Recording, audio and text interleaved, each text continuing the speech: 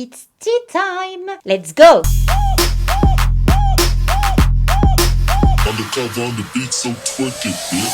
Bonjour tout le monde, je suis ravie de vous retrouver aujourd'hui pour cette nouvelle vidéo sur une chanteuse que vous m'avez demandé et redemandé encore de traiter. Donc écoutez, je me suis pliée à la volonté comme d'habitude. Mais avant de commencer, comme je vous l'ai dit sur mon Instagram, d'ailleurs pour ceux qui ne me suivent pas sur Instagram, n'hésitez pas, c'est juste là, je papote, je raconte un petit peu ma vie et je vous demande aussi souvent votre avis sur des vidéos, des sujets, tout ça.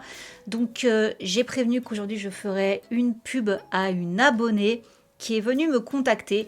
Elle a sa propre entreprise de bougies, c'est elle-même qui les fait. Et sincèrement, elle m'en a envoyé 3, mais elles sont juste trop belles. Je ne vous cache pas qu'il y en a 2 que j'ai pas encore allumées. Celle au thé vert, là, elle est en train de brûler. Elle est juste derrière moi. Et trop mignonne, quoi. Elle m'a envoyé une bougie au thé par rapport à mes vidéos Tea Time. Donc, franchement, mais merci Déborah, merci. À la base, j'avais demandé celle-là. Elle m'a dit, choisis celle que tu veux. Mais finalement, elle m'en a proposé 3. Donc, il y a Pêche, l'heure du goûter, comme je vous ai dit. Vraiment une senteur hyper gourmande. Et donc, une au thé. Et pour la petite histoire, Déborah s'est lancée dans la fabrication de bougies après que le fils d'une de ses amies ait fait une réaction allergique justement à des bougies. Du coup, elle a commencé à s'intéresser sur la composition des bougies. Et elle, en fait, elle utilise que de la cire végétale de soja ainsi que des fragrances. Et tout ça fabriqué à Grasse, en France. Et rapidement, grâce aux bouche à oreille, ça a plu. Elle a eu de plus en plus de demandes, de commandes. Et donc voilà, elle a commencé par créer sa petite entreprise. Et franchement, je trouve que ce qu'elle fait, c'est juste génial. Non mais regardez, les bougies gourmandes, elles sont trop belles. Je savais même pas laquelle choisir en fait. Franchement, je les voulais toutes. Elles sont toutes magnifiques. Les senteurs ont l'air hyper gourmandes. Et même les autres bougies, d'ailleurs, les senteurs, elles me font trop de l'œil. C'est sûr et certain que je en commanderai. Et c'est vrai que certaines bougies en commerce, c'est pas tout le monde qui les supporte.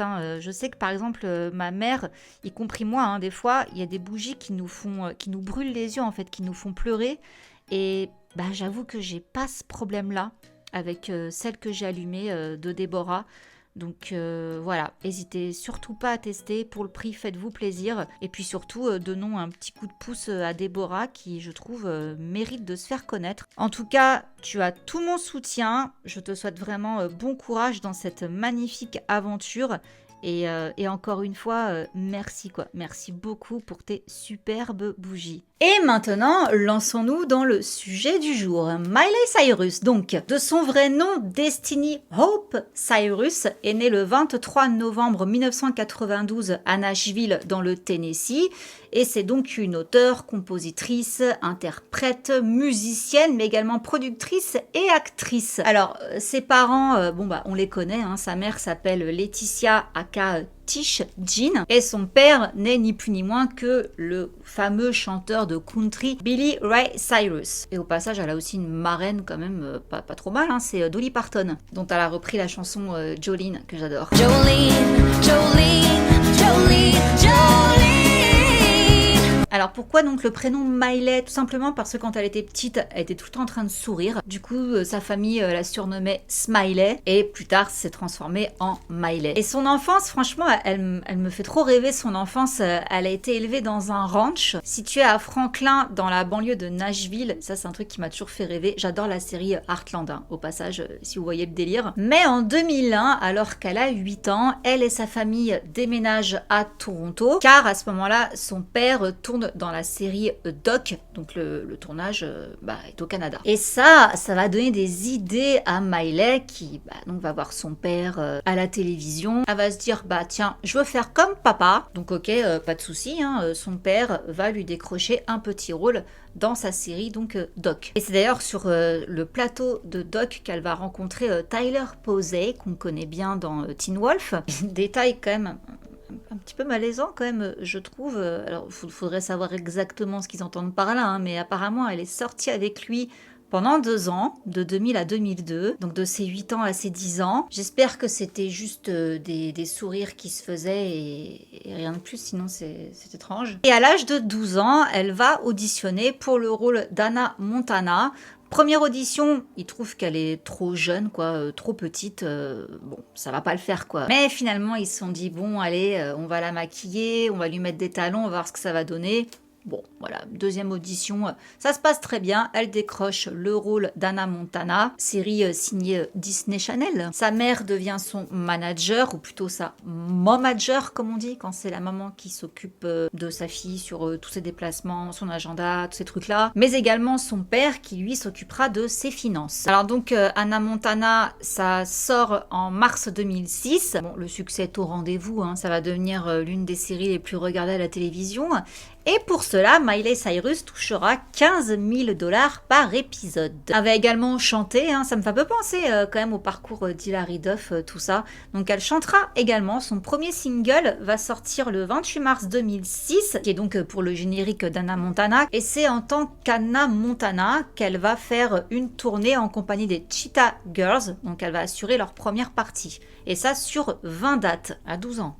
C'est jeune quand même. Dans la foulée, Walt Disney Records va sortir l'album Hannah Montana. La même année, donc en 2006, elle va sortir avec Nick Jonas, donc des Jonas Brothers, de juin 2006 à décembre 2007. Et l'année suivante, en avril 2008, on va avoir la toute première polémique d'une longue série de polémiques autour de Miley. Alors là, ce qui plaît pas, c'est qu'elle a fait un shooting photo pour le magazine Vanity Fair. Et sur cette couverture principalement, elle est avec un espèce de drap. Alors, selon Vanity Fair, ce n'est pas un drap, hein, c'est une étoffe de chez Versace, je crois, je ne sais pas. Bref, ça n'est pas qu'un vulgaire drap.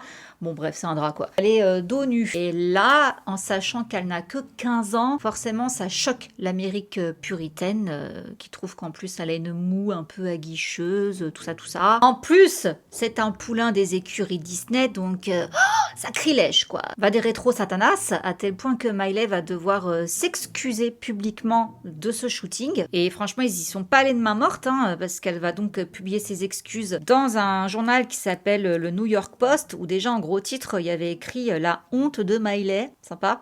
Donc là, elle va dire « J'ai pris part à une séance photo qui était censée être artistique et maintenant, en voyant les photos et en lisant l'article, je me sens si embarrassée. Je n'ai jamais eu l'intention de faire quoi que ce soit de ce genre et je m'excuse auprès de mes fans dont je me soucie tant. » Ok, Miley, t'es pardonnée. Sauf que un mois plus tard, quelqu'un va lui pirater son téléphone et il y a des photos d'elle dénudée qui vont circuler sur la toile. Bon là, si vous voulez, ça plaît pas, quoi. Enfin, Hannah Montana, c'est quand même une jeune fille qui est pour un public ciblé entre 6 et 14 ans. En soi, là, c'est pas de sa faute. Donc, en juillet 2008, elle sort son deuxième album qui s'appelle Breakout. Et sur 12 chansons, elle en a quand même coécrit 8. Donc...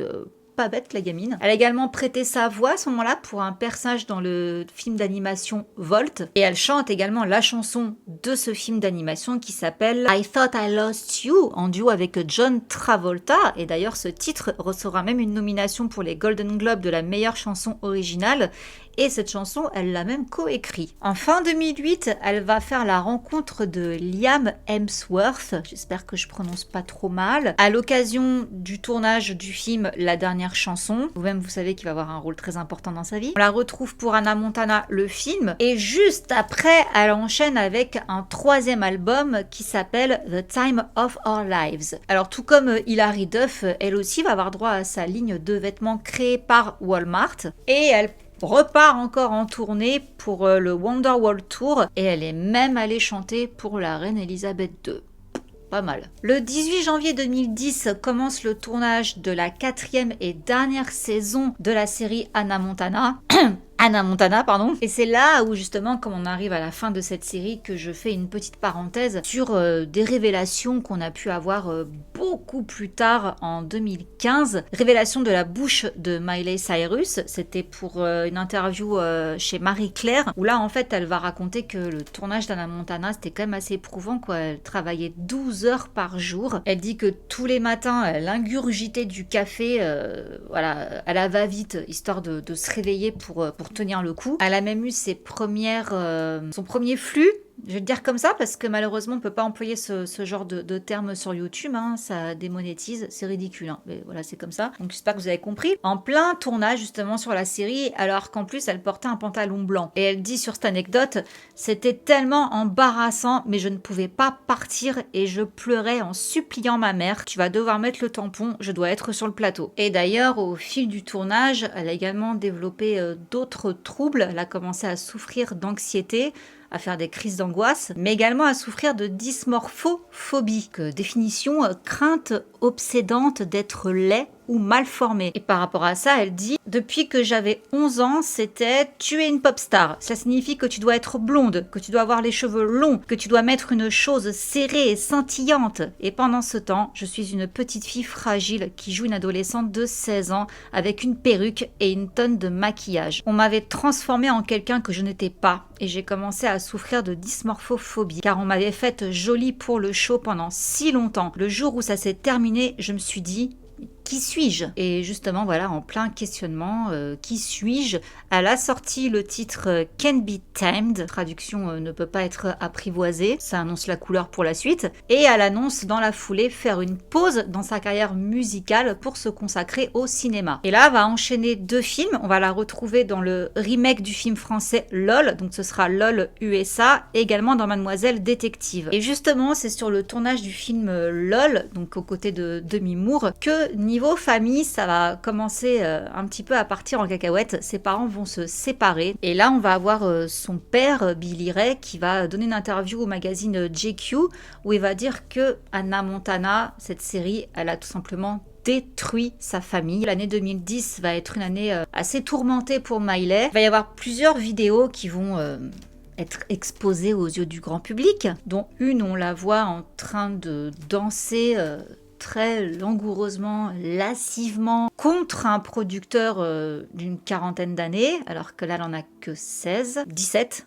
je crois, 17. Une autre, on la voit en train de fumer de la salvia, qui est une herbe hallucinogène, mais a priori légale, donc Miley va se défendre là-dessus. Bien que, bon, bah, il y a quand même un doute, hein, est-ce que c'était réellement ça ou est-ce que c'était autre chose de moins légal? Et du coup, bah, celui qui prend toujours dans tout ça, bah, c'est le père. On l'accuse d'être un mauvais père, en fait, de pas s'occuper de sa fille. Et justement, quand on va lui parler d'un autre incident encore qu'il y a eu, à savoir Miley, à 18 ans, dans un bar, alors qu'elle n'a pas l'âge légal, hein, c'est 21 ans, il va dire qu'en fait, si c'était pointé, tout le monde aurait dit « Ah, regardez, il est là, il cautionne et tout, machin. » Oui, bon, je sais pas trop cette excuse-là, ce qu'elle vaut, mais bon. Il dit que le tort qu'il a eu, ça a été d'être plus un ami qu'un père pour Miley, et qu'il aurait dû dire stop quoi, on arrête là, trop c'est trop, ça va mal finir, mais que bah il savait pas que ça dégénérerait quoi. Mon côté cœur, depuis que Miley a rencontré Liam sur le tournage du film La Dernière Chanson, ils ont entamé une relation qui sera une relation assez houleuse, et déjà en août 2010 ils vont se séparer pendant 2 semaines, puis ils vont se remettre ensemble, puis ils vont se séparer en novembre et se remettre à nouveau ensemble en mars 2011. Et ensuite on va la retrouver dans la sitcom Mon oncle Charlie, et c'est le 6 juin 2012 que Miley et Liam annoncent leur fiançailles. L'année suivante, en 2013, elle va quitter son label Hollywood Records pour signer chez RCA Records, et là elle va se rapprocher de Larry Rudolph, le manager de Britney Spears. Britney, dont d'ailleurs Miley est très très fan, elles vont même faire un petit truc ensemble à mon souvenir. Ils vont travailler sur son prochain album que son équipe annonce comme étant très sexy, adulte, tout ça. Et bah, effectivement, hein, on va avoir droit au premier single qui va sortir le 3 juin 2013 qui s'appelle We Can't Stop. Et là, dans le clip, on retrouve une Miley complètement métamorphosée, fini, les cheveux longs. Là maintenant, elle a une coupe punk, hein, à mon sens en tout cas. Et bon, alors, mis à part la transformation physique, ce clip We Can't Stop a quand même pas mal choqué l'Amérique. Et moi-même, hein, je dois l'avouer, parce que, bon, dans le clip, elle est pas très habillée. Bon, vous me direz ça, on commence à avoir grandement l'habitude. Mais elle fait quand même des poses, des trucs assez explicites. Et bah d'ailleurs, elle va se faire lyncher sur les réseaux sociaux, hein. Et elle va avoir l'étiquette du pire modèle pour les adolescentes. Donc elle détrône même Lindsay Lohan, Rihanna, voilà, donc elle atteint un niveau encore au-dessus, quoi. on est dans un autre level. Bon, les paroles de la chanson, on va pas en parler, hein, je vous invite à aller les découvrir. Les déclarations qui s'en suivent sont pas mieux, quoi. Pour elle, l'alcool n'est pas très dangereux, hein. C'est mieux de fumer que de boire. Bon, le 25 août 2013 sort Wrecking Ball. Et là, bah justement, on va avoir droit à une prestation live lors des MTV Video Music Awards en août 2013. Si certains étaient choqués par le clip We Can't Stop, la prestation de Miley s'est grandement fait remarquer, quoi, aux côtés de Robin Thicke. Alors, d'après le Hollywood Reporter, la prestation est grossière. D'ailleurs, on a même vu dans le public Will Smith et ses enfants complètement abasourdis. Et j'avoue que, bon, je dirais mon avis à la fin, toute fin. Mais en tous les cas, sachez qu'il y avait des personnes de petite taille qui étaient donc parmi les danseurs de Miley. Et il y en a quand même une qui a raconté: en tant que personne de petite taille, je me suis sentie exploitée, dégradée, j'en ai pleuré en sortant de scène. Et quand on a demandé à Miley dans un talk show de s'expliquer un petit peu sur tout ça, elle a tout simplement répondu: je m'en fiche, je ne suis plus chez Disney, ne comptez pas sur moi pour faire du politiquement correct. Voilà, bon, si on pensait que c'était une passade, non. Le mois suivant, en septembre 2013, elle rompt ses fiançailles avec Liam. Donc là, ça faisait 4 ans qu'ils étaient ensemble. Dans la foulée sort le clip, Wrecking Ball. Voilà, le clip va énormément faire couler d'encre.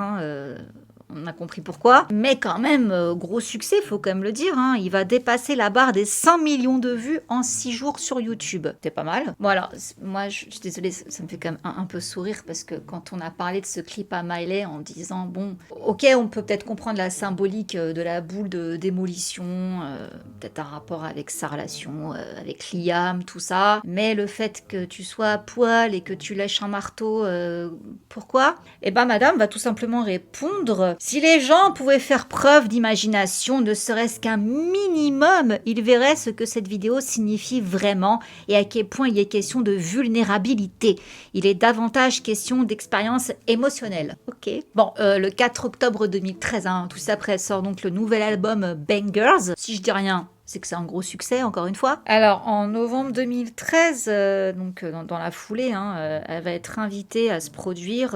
Elle va encore à nouveau se frotter, cette fois-ci contre sa danseuse de petite taille et tout, enfin, twerker, ce qui ressemble en tout cas à du twerk. Et quand elle va recevoir l'award de la meilleure vidéo pour Wrecking Ball, elle va rien trouver de mieux à faire que de dire: ah, je sais pas où ranger ce truc-là et tout. Et hop, elle sort une cigarette locale d'Amsterdam.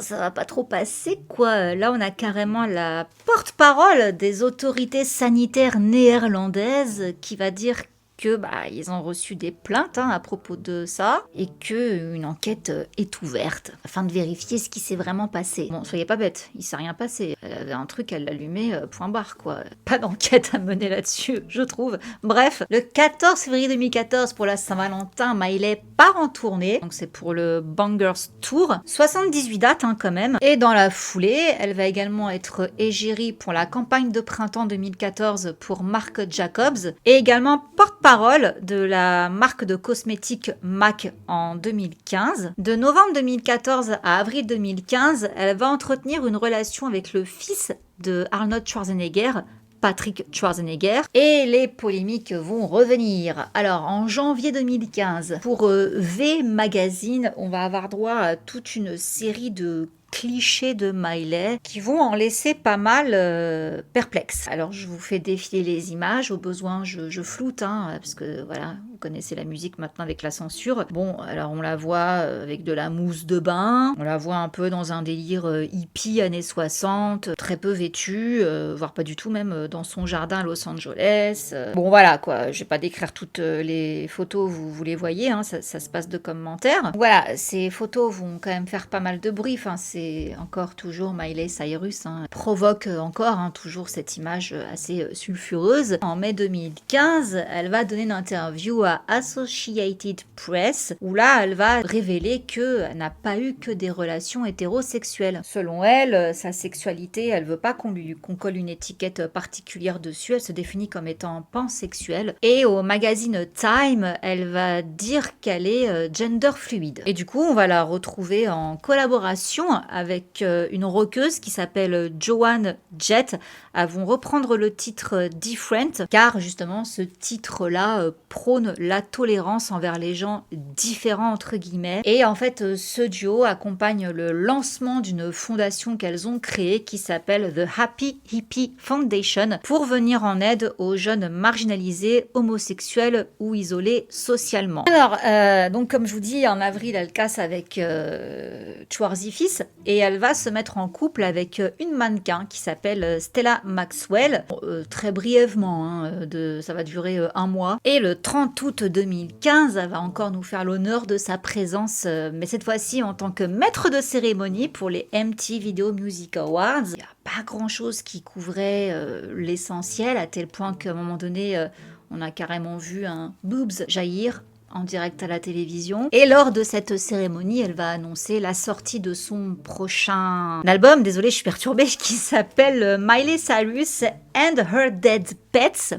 Traduction Miley Cyrus et ses animaux de compagnie morts, qui sera disponible gratuitement sur internet. Et pourquoi? C'est parce que, bon, elle n'a pas perdu que son poisson, elle a également été dévastée par la mort de son chien, qui a été dévoré par des coyotes en avril 2014. Et aussi incroyable que ça puisse paraître, hein, cet album va être salué par la critique comme étant un surprenant passage à l'âge adulte. Il y a même Télérama qui va dire après le twerk, le talent. Et là, cette année-là, commence à y avoir quand même des rumeurs de rabibochage avec Liam, et elle va confirmer en janvier 2016, alors là elle était au Ellen DeGeneres Show, elle va confirmer qu'ils sont de nouveau fiancés. On va la retrouver dans The Voice, elle va être juge à l'occasion de la 11e saison, et on va également la retrouver dans une série de 6 épisodes de Woody Allen qui s'appelle Crisis in Six Scenes, et elle va faire son retour, donc là elle avait fait une pause pour se consacrer à d'autres choses. Elle revient à la chanson en mai 2017 avec le titre Malibu, extrait de son nouvel album Younger Now. Alors là, elle a l'air de s'être calmée, elle revient un peu aux sources avec des sonorités country et tout. On se dit, ça y est, c'est enfin l'âge de raison. Pas trop. Elle va revenir en fait sur ce fameux shooting problématique de ses 15 ans où on l'avait donc obligée à s'excuser. Elle va reposter en fait la photo de ce shooting en mettant une gentille légende. Je ne suis pas désolée, allez vous faire foutre. En 2018, elle a un peu affolé la toile au mois de juillet. Elle a fait un blackout en fait de ses réseaux sociaux. Il n'y avait plus rien. Donc elle va juste revenir poster un incident en fait qui va se passer, un truc assez chaud quand même d'ailleurs. En novembre 2018, leur maison à elle et Liam à Malibu va prendre feu. Alors c'est pas uniquement la maison, hein, c'est suite à l'énorme incendie en fait qui avait ravagé une partie de la Californie à cette époque-là. Et du coup, suite à ça, ils avaient tous les deux posté sur les réseaux afin de rassurer justement leur communauté. Donc ils ont dit que ça allait, leurs animaux de compagnie également, tout le monde allait bien. Liam et Miley vont se marier le 23 décembre 2018 dans leur maison de Franklin dans le Tennessee. Et peu de temps après, en août 2019, Miley et Liam annoncent leur séparation, après seulement 8 mois de mariage. Alors, si on veut connaître le point de vue de Miley sur cette rupture, il n'y a qu'à écouter son titre Slide Away. Et pour se consoler, elle va partir tout de suite après, en voyage avec une amie en Italie qui s'appelle Caitlyn Carter, qui est l'ex de Brody Jenner, le demi-frère des sœurs Jenner, là, Kardashian, toute cette clique. Et donc voilà, elles vont être en couple le temps d'un été. Bon, le mois suivant, rapidement, elle se met en couple avec un jeune homme qui s'appelle Cody Simpson. Et là, elle va faire une petite polémique sur les réseaux à cause d'un live Instagram où, j'avoue, c'est un peu maladroit ce qu'elle dit. Je vous cite, « Il existe des bons gars. Ne perdez pas espoir les filles, vous n'avez pas à être lesbienne. Il existe des bonnes personnes avec le mot qui commence par P et qui finit par is. Vous devez simplement les trouver. J'ai toujours cru que je devais être lesbienne car je croyais que tous les gars étaient horribles. Mais ce n'est pas vrai. » Bon, déjà sympa pour son ex-mari, Liam. Et là, en fait, c'est pas passé parce que la communauté lesbienne, il a quand même rappelé à l'ordre qu'on ne choisit pas d'être lesbienne. En fait, on l'est point barre. Et à cette même période-là, elle va avoir des soucis de santé. Elle va être hospitalisée parce qu'elle souffre également d'un œdème de Rinck. Je sais pas du tout si ça se dit comme ça, hein. Mais en gros, ça attaque les cordes vocales. Et apparemment, les médecins ont dit qu'elle avait les cordes vocales d'une personne de 60 ans, tellement qu'elle a forcé sur sa voix depuis toutes ces années, en fait. Elle chante depuis toute petite, très assidûment. Et ça l'a obligée à remettre en question son mode de vie parce que Miley a quand même de gros problèmes avec la boisson. Donc elle a décidé de tout arrêter, d'arrêter la fumette et d'arrêter de boire. Et le 23 octobre 2020, elle a donné une interview à Apple Music où là elle est justement revenue sur son problème d'addiction et elle dit qu'après malheureusement 1 an d'abstinence, elle a rechuté dans l'alcool pendant la pandémie. Mais que là, ça va, ça fait 2 semaines qu'elle est à nouveau sobre. Et elle annonce par ailleurs la sortie de son nouvel album qui s'appelle Plastic Hearts. Mais le problème, c'est que quelques mois après, aux alentours de mars 2021, les journalistes, naturellement, les paparazzi vont la surprendre dans un bar de Palm Springs en train de s'envoyer des shots avec diverses personnes. Et selon une source, apparemment sa famille s'inquiète beaucoup pour elle parce qu'elle a bien replongé et que si elle continue comme ça, elle prend direct le chemin de la cure de désintox et malgré tout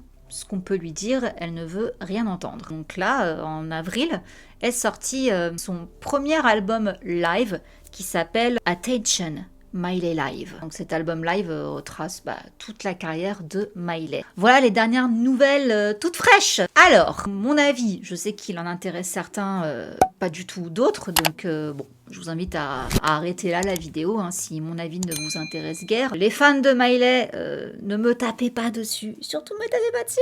C'est vraiment un avis très personnel, c'est mon ressenti en fait. Je vous cache pas que j'ai toujours eu du mal en fait avec cet artiste. Je dissocie 2 choses, la personne et l'artiste. Tout ce qui est carrière musicale, cinéma, tout ça, je trouve qu'il y a quelque chose.